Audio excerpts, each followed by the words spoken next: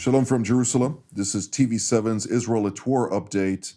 And as we mark today, day 546 since October 7th of 2023, when the Islamist Hamas, of course, and its terror affiliates in the Gaza Strip launched their atrocities upon southern Israel.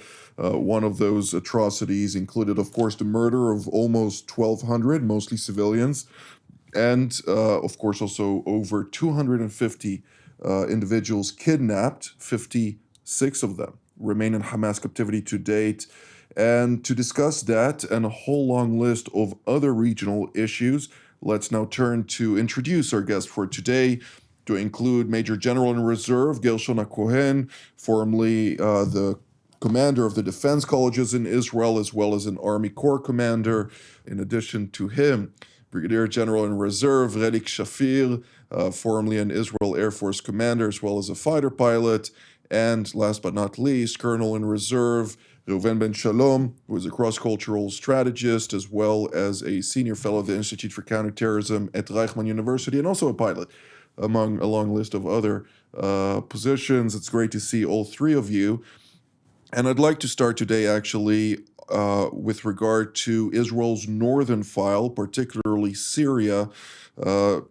General Cohen, in recent days, we saw different developments. On the one hand, the organization that is attempting to consolidate its power in Damascus, namely Hayat Tahrir al-Sham, is continuing to make all kind of efforts to garner Western support. So of course, it's on the ground not accepted by the majority of the factions that oppose it, and therefore it still has not consolidated its power over the majority of Syria.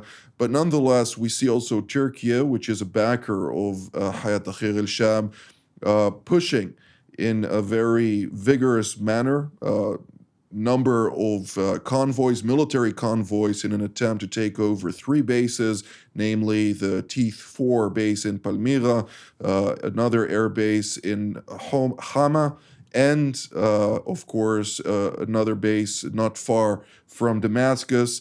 Israel responded by striking quite vigorously, destroying all three bases in a clear signal to both Damascus and Turkey. And now, today, we hear the foreign minister of Turkey, Hakan Fidan, coming out and stating, we don't want war with Israel. Give us a little bit of an understanding of this complexity. The situation in Syria is under uncertainty, and of course we are recognizing who are the main agents and main player in that game. Of course, Turkey, of course, the HCS and Israel, but that's not enough in order to understand the whole tensions. Actually, Israel continued that week to attack bases like T4 and to lead strikes, land forces strikes, to engage with maybe Hamas warriors or others that are threatening Israel. It was around Nawat Tasil, places that I'm knowing quite well from long years. But the main conclusion we can take from that clashes in the territory of Nawa is that if we expected that the sooner residents between Jabal Druze and the Israeli border will be quite more empathic to the Israeli effort to bring humanitarian help and aid, that's not the situation. They are really declaring declarations of jihad against Israel, and the clashes are not bringing good hope for the whole region. On the other side, regarding the Turkey effort to succeed to take bases in Syria, actually they are already there, including bases for missiles, anti-aircraft missiles in Tadmor or in other areas. And the main threat for Israel is not only the fact that they are there, but the fact that we don't have any kind of deconfliction contact, what we had with the Russians in Syria. And this could bring to a clash even without planning it to happen. And this is a potential for escalation. I wish that Turkey really don't want escalation. The Israelis don't really not expecting escalation against Turkey. So still, the bomb is there. Someone must solve the tension. General Shafir, if we look at the region, there are only three powers that can really project power beyond their borders. The first one is, of course, Israel. The second one is Turkey, even though it's not really in the Middle East, but nonetheless, it is very heavily involved in this region. And the third one is Iran. Now, Iran is obviously diminished when it comes to its power, so there are pockets of vacuum emerging in all kind of locations. And the whole territory, since the Assad regime fell, of course, in Syria, is one big vacuum that allowed, of course, HTS to pretty much take over Damascus without an actual fight. And then we're seeing that the major or the regional powers that are now competing for this territory are both the Turks and the Israelis, not necessarily to consolidate power in the country itself, but to ensure that there are no threats that can be posed against them, or potentially to even entrench militarily in those territories, in Turkey's case, of course, that from which it could then project power even further to the south, something that Israel cannot accept. From your perspective, how do you see that?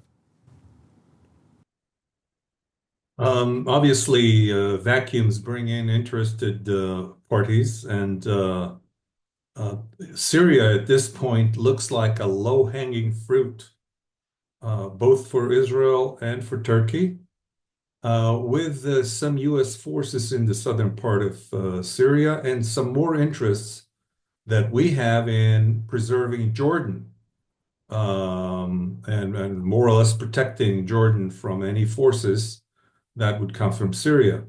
This complicates the events because the central power in Damascus is unable to project its will on the different players in the area, be it the Alawites, the Druze, or other factions that are about.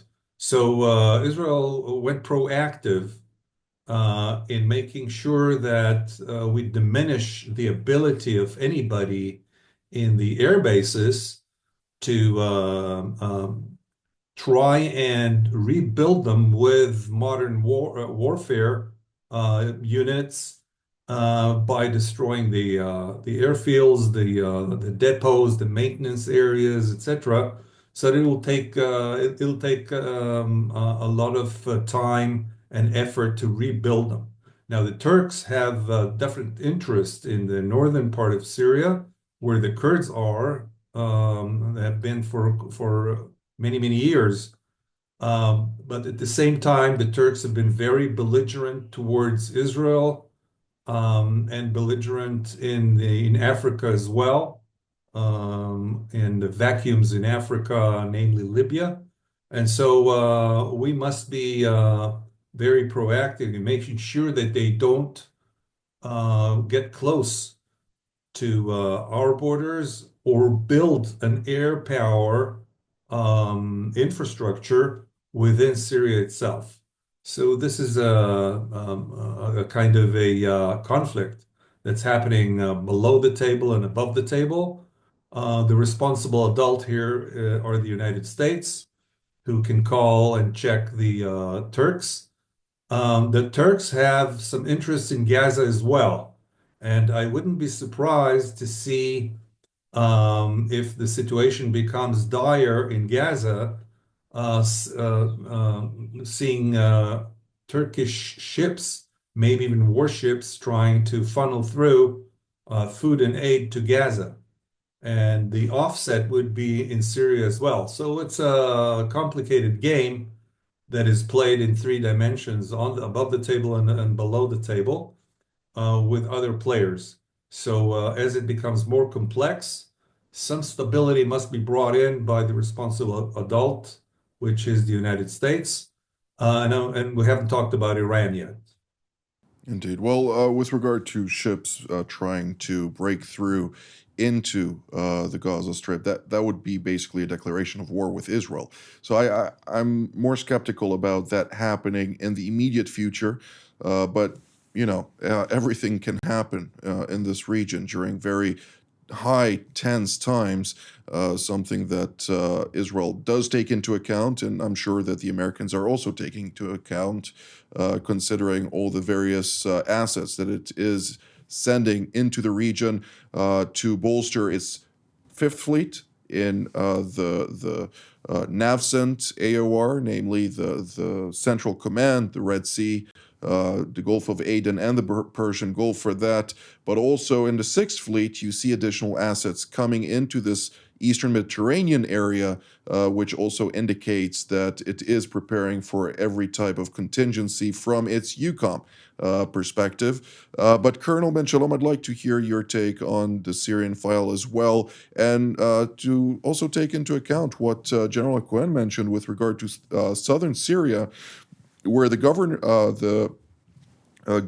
of Dira, he was referring, of course, to the Nawatasil villages, and it's a cluster of villages that are Islamist in nature. They're not necessarily under the ruler of that Dara governorate, or the strongman, if we may call him like that, Ahmed al-Ode, who is regarded as a Russian asset and has been very potent in that context. But nonetheless, the people under him have also family ties, at least the tribal sectors within Dera, to the Jordanian population of northern Jordan. So the complexities of the demographics has also a lot of cross-border tensions that are coming and projecting southward. Well, first, it's interesting because like the three people interviewed here for decades have been following this region. And I think in the past, we were thinking, what a complex region this is, how many players there are. And yet we see now that we're breaking records. I don't think it has ever been more complex. On the positive side, I'll say that I think we are maturing a lot, and I mean Israelis, in really understanding this regionally and globally and playing this part also in collaboration, of course, with other powers. For the record, by the way, I want it to be noted that General Shafir said that President Trump is the responsible adult. That's an interesting point to notice here. But seriously, the region now, excuse me, the region in Syria that has always been a complex region, yet the quietest border for decades for us, now turns into another one of these, we called it playground here. And I would recommend, as usual, to listen to the rhetoric, but also understand that that is not all. So you'll have regional players on the ground in Syria now looking out for their interests, saying what needs to be said. Sometimes it had to do with the powers that were at play, like the Russians, and maybe that will be diminished and changed dramatically. We have the Druze community, and their rhetoric has always been, according to the sensitivities, very careful to what's going to be in the future. So everything really is up in the air. I think we also learned in recent years that you can never judge something according to the way it's developing. Even like when the Assad regime toppled, most of us thought, oh, that's a positive thing.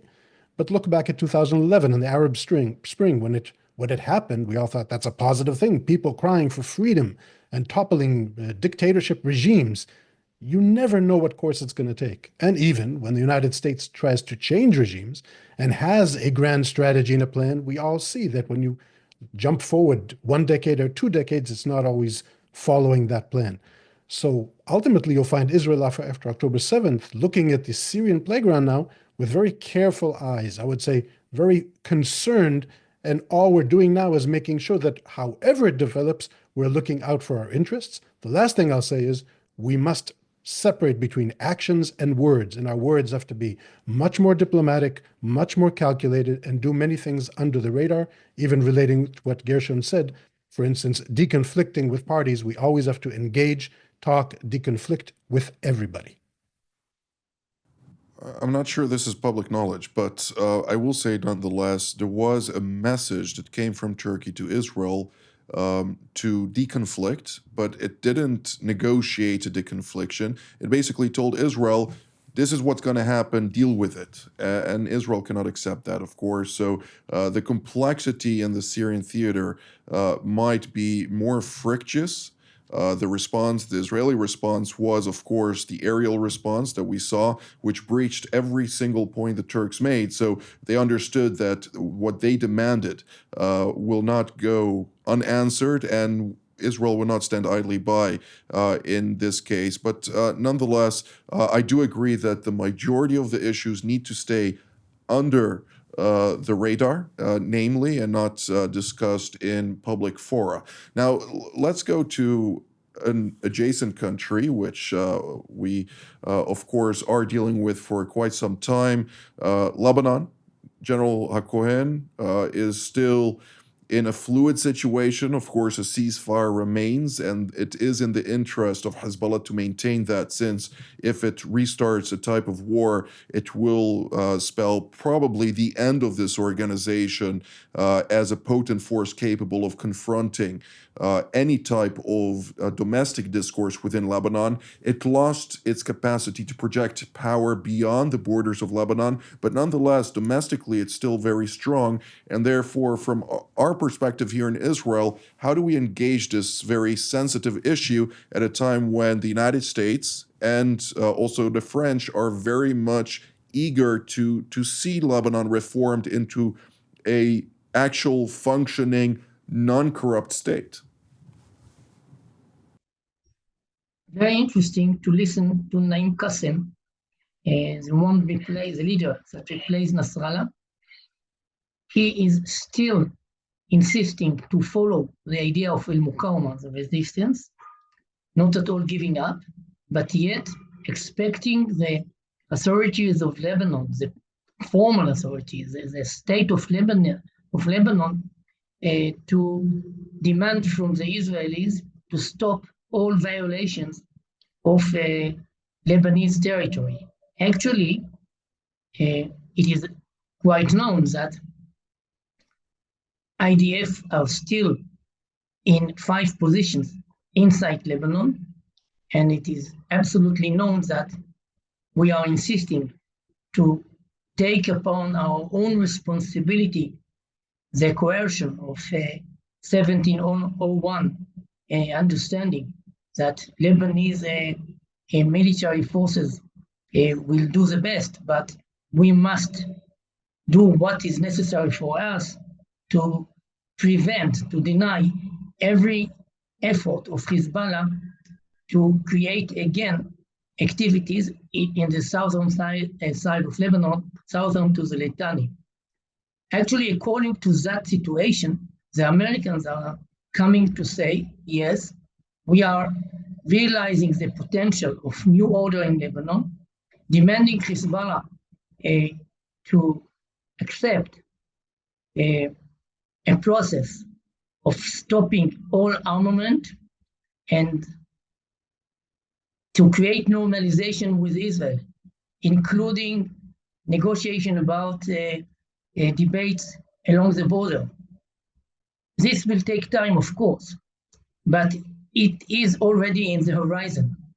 So we have 2 horizons. One for the military operational duty, that what under the responsibility of the Northern Commander, he must do the best in order to deny every process of Hezbollah to entrench again in southern Lebanon. On the other side, a hope for a new horizon with a new order in Lebanon, and we will have to see what will happen. Of course, it will not happen tomorrow. Indeed.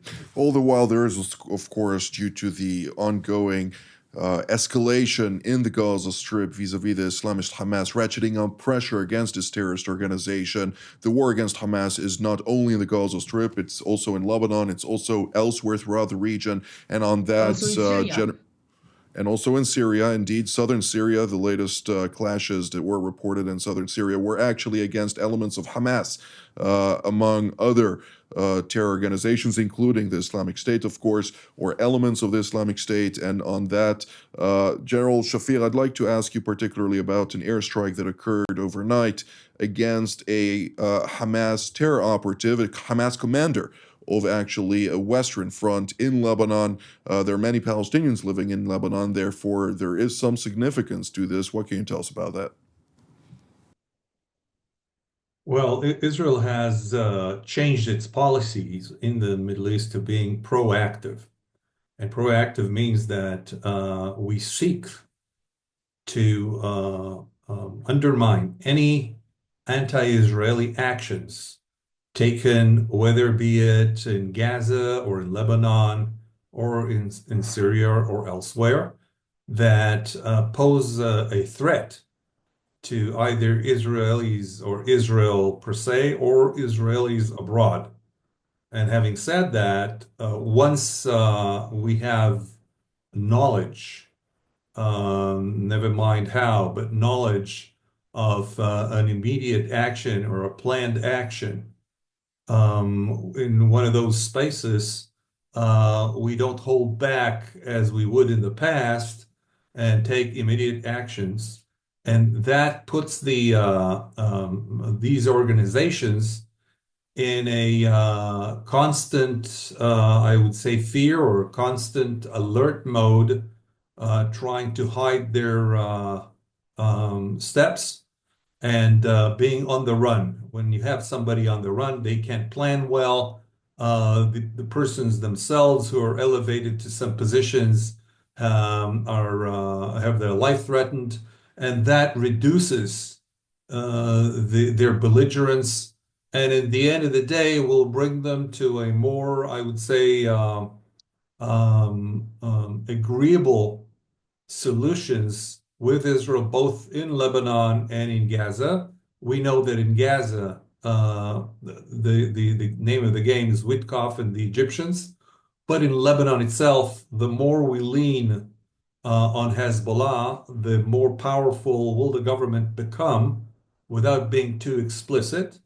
We've talked about Syria before that, and maybe we'll talk about Iran next.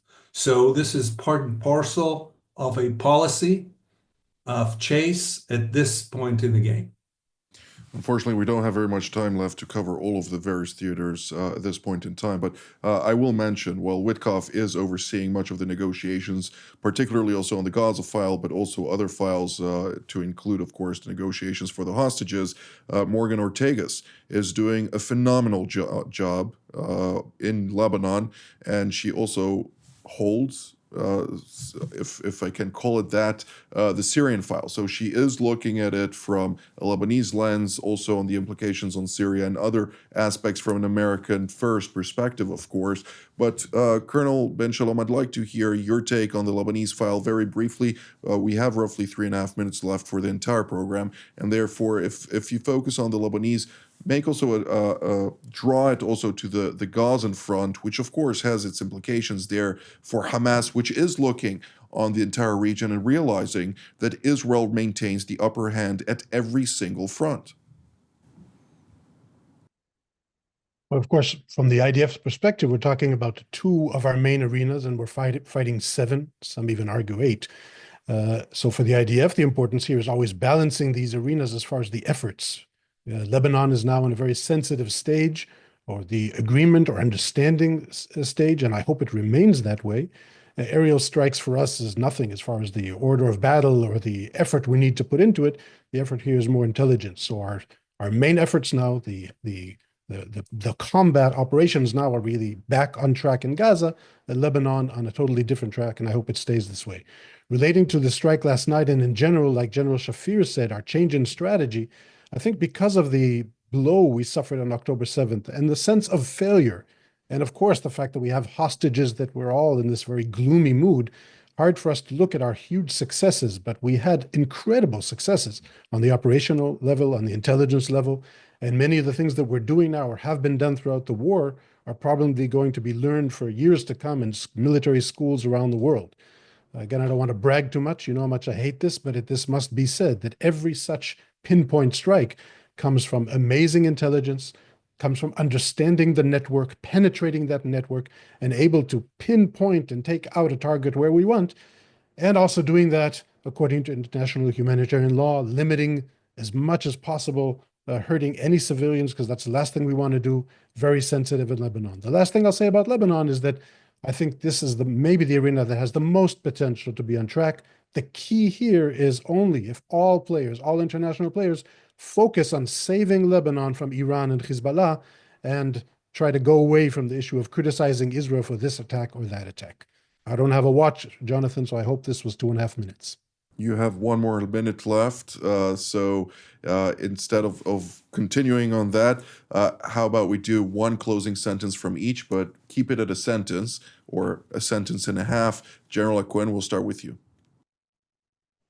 The main idea of Israeli offensive in Gaza is still staying in a crossroad. It means it is not yet an all-out attack, and it is still with expectation to bring that effort to release more hostages. This is the main idea that can explain the whole complicated issue in Gaza regarding the point of view of Israel. Absolutely. General Shafir? We have a clear policy in Syria, Lebanon, and towards Iran. We have a limbo policy for internal reasons in Gaza, and let's hope that that will be solved, if not by Israel, by the Americans and Egyptians, who will bring an acceptable solution. Colonel Ben Shalom? Diplomacy is key now. This is the phase to do that, to join hands and work together while promoting the other tracks that we're working on. And I think the Israeli leadership has to work harder on internal cohesion in Israel, understanding what we're doing and bringing us together, because political divide is extremely difficult when the national unity is what we need. General Aquin, General Shafir, and Colonel Ben Shalom, thank you so very much for all of your valuable insights. I'd like to thank all of you at home as well. Until our next edition, wishing you a Shabbat Shalom already from here in Jerusalem, of course. Until next time, Shalom.